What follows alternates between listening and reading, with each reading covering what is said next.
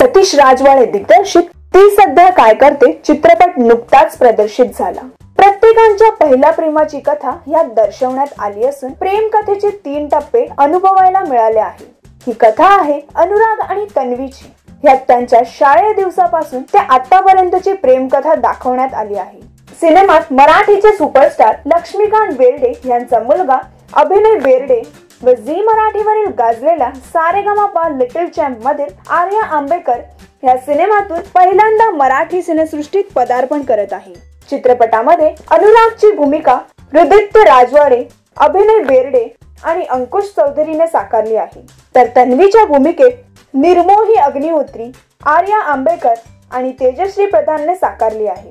तसेच या सिनेमाला सुद्धा प्रेक्षकांचा प्रतिसाद मिळाला आहे।